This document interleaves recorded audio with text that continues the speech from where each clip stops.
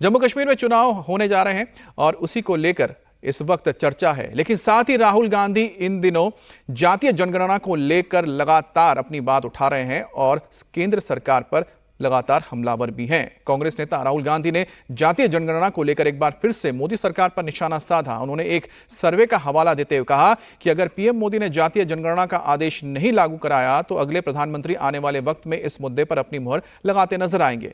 राहुल ने social media पर एक पोस्ट करते हुए लिखा है कि मोदी जी, अगर आप जातीय जनगणना को रोकने के बारे में सोच रहे हैं तो आप सपना देख रहे हैं, कोई शक्ति इसे रोक नहीं सकती है।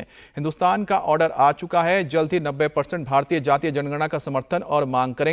ऑर्डर अभी लागू कीजिए या आप अगले प्रधानमंत्री को यह करते देखेंगे। इससे एक दिन पहले प्रयागराज में भी राहुल गांधी ने जातीय जनगणना का मुद्दा उठाया था। जातीय जनगणना हो, 50% रिजर्वेशन हो, मेरे लिए ये जो हिंदुस्तान के जो आत्मा है, 90% जिसको मैं कहता हूं, गरीब लोग हैं, किसान हैं,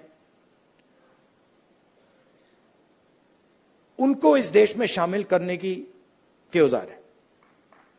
और मेरे लिए ये मिशन है, मेरे लिए ये, इसमें कोई मतलब, आप देखोगे आने वाले समय में पॉलिटिकल नुकसान भी होगा तब भी करूंगा, आप देख लेना। और राहुल के जातीय जनगणना के बयान पर बीजेपी नेता गिरिराज सिंह ने तीखा पलटवार किया। गिरिराज सिंह ने जातीय जनगणना को लेकर कहा कि पहले राहुल गांधी अपना धर्म बताएं, उसके बाद जातीय जनगणना की बात करें। राहुल गांधी को जो बोलना चाहिए वो तो बोल नहीं पा रहे हैं। कास्ट सेंसस कर्नाटक में क्यों नहीं ओपन कर रहे हैं? कांग्रेस की शासन है, समय पर होगा। लेकिन राहुल गांधी अब धर्म तो बता ही नहीं रहे हैं, इनका किस कास्ट में आएगा? अपना भी बताना चाहिए ना।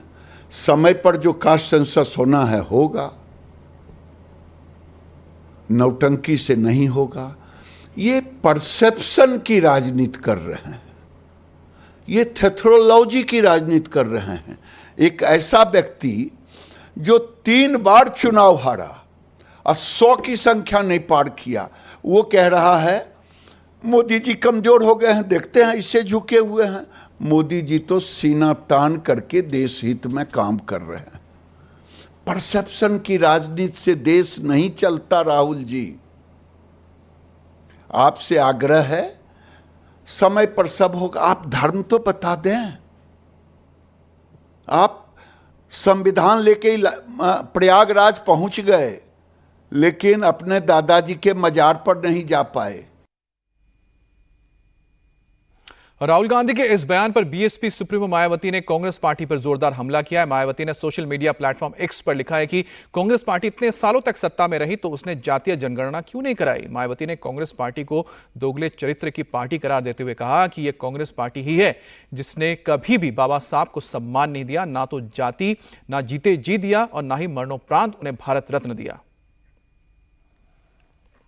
अब जातीय जनगणना के मुद्दे पर बीजेपी भले ही अभी खामोश है, लेकिन एनडीए के साथ ही जेडीयू और एलजेपी के रामविलास के नेता लगातार इस मामले में अपनी राह अलग ही दिखा रहे हैं।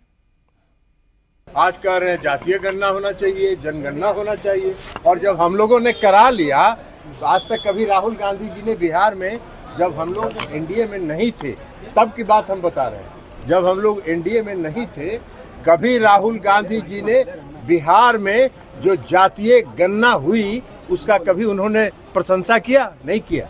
तो ये घड़ियाली आंसू वो बहाते हैं, वो जनता को भ्रमित करने के लिए एक स्लोगन देते हैं। ये उनका काम है, वो करते रहे, इसलिए वो कोई आधार नहीं है उनकी बात। जातीय जनगणना का पक्षधर लोक जनशक्ति पार्टी रामविलास है। हम लोग चाहते हैं कि जातीय जनगणना हो। इसका कारण है, कई बार राज्य सरकार और केंद्र सरकार कई ऐसी योजनाएं बनाती हैं जो उस जाति को मद्देनजर रखते हुए उसको मुख्य धारा के साथ जोड़ने की सोच के साथ वो योजनाएं तैयार की जाती हैं। ऐसे में उस जाति की आबादी कितनी है ये जानकारी सरकार के पास कम से कम होनी चाहिए, ताकि उसके अनुपात में राशि आवंटित की जा सके। उस योजना को लेकर या उस जाति को मुख्य धारा के साथ जोड़ने को लेकर ये आंकड़े कम से कम सरकार के पास होने चाहिए। मैं इन आंकड़ों को सार्वजनिक करने का पक्षधर नहीं हूं। मैं मानता हूं कि ऐसे आंकड़े समाज में डिवाइड क्रिएट करेंगे। ऐसे में मैं चाहता जरूर हूं, कई बार न्यायालय के द्वारा भी आबादी को लेकर मांग की गई है, पूछा गया है कई बार सरकारों से कि फलाना जाति की क्या आबादी है। तो ऐसे में ये आंकड़े मैं मानता हूं कि कम से कम सरकारों के पास होने चाहिए।